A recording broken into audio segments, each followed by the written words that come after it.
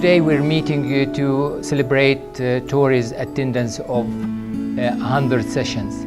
And this is something it's an excellent achievement.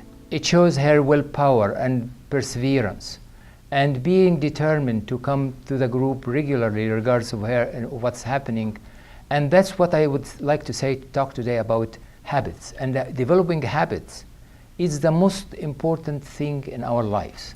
As I said always, being inflicted with depression or anxiety is a blessing because our body is telling us we need to make some changes.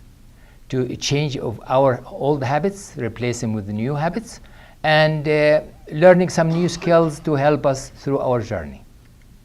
You know, 2,400 years ago, Aristotle said, we are what we repeatedly do. So excellence is not an act, it is a habit. You develop the habits that create that excellence. Habits is the cornerstone of self-actualization, the ability to reflect the highest version of yourself, your authentic self.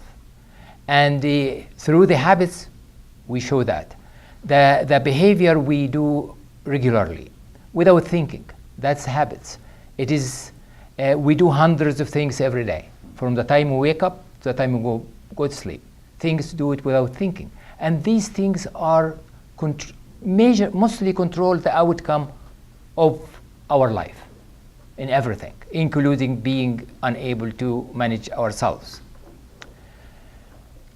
Each of these habits has a different cue and offers a unique reward. The reason we do the habits because there is a reward for it. And we need to identify these cues and the rewards because that's the way we can identify how we can get rid of an old habit. And some habits are simple, some are complex, drawing upon emotional triggers and creating some subtle neurochemical processes. So it controls us in a way, like we create the habits and the habits control us afterwards. But despite habits are complex, they are malleable. You can change them, and that's the most important part of it. To modify the habit, you must decide to change. That's number one. And you must consciously accept it is hard work. You have to work hard to identify the cues and the rewards. All the habits that we want to get rid, we have to replace them with good habits. There are several things. Number one, using our willpower. Using our willpower wisely. Because I can be excited about changing some habit and I'm so enthusiastic and it wouldn't last for doing it once or twice and go back to my old habits. So we need to use you remember when I talk about small steps. Just take a small step to make it very small that you can handle, but you do it repetitively.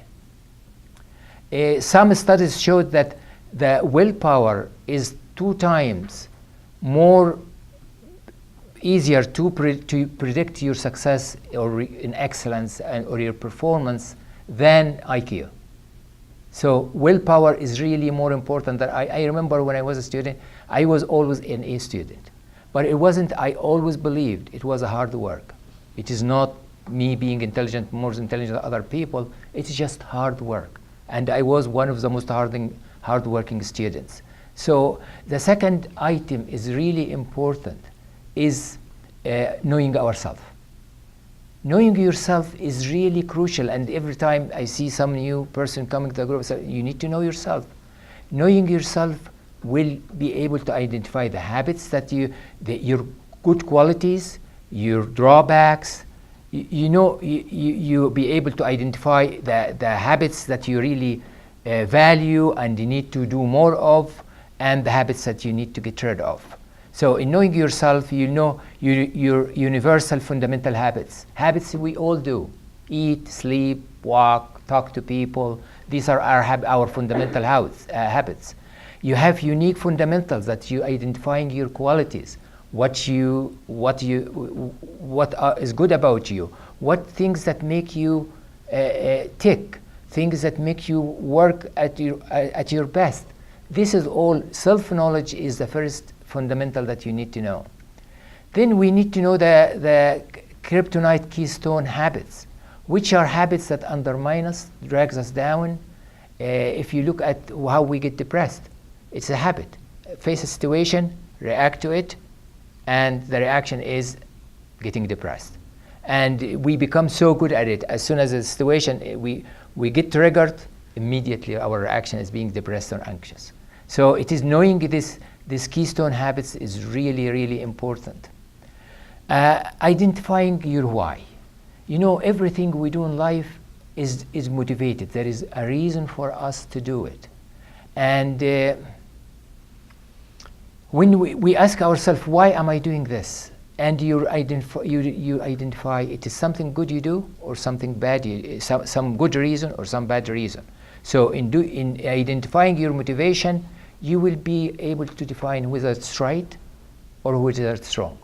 If you feel the motivation is wrong, then we need to change this habit. Easy. So identify the habit, then we take the step to change it. Stay the course. Keep changing, keep doing it repeatedly. As Tori did. She came repeatedly every 2 weeks she was in the meeting. And that's, if something requires you doing something daily, do it daily. But stick to it. Stick just to change minor habit. That you first of all, you develop the confidence that I can change things, and in the same time, you're able to change. Staying the course, as I said, is really, really important because a change takes time. And as I tell you always, please attend the group regularly, even if you feel improved, because for the habit to kind of be ingrained in our mind, it takes time, it takes repetition, and the group reminds you. Come to the group regularly, reminds you if you have to take care of yourself. As you know, when we change the habit, it goes through 3 stages. The first stage is you feel it's unbearable. I am doing something that I have to do.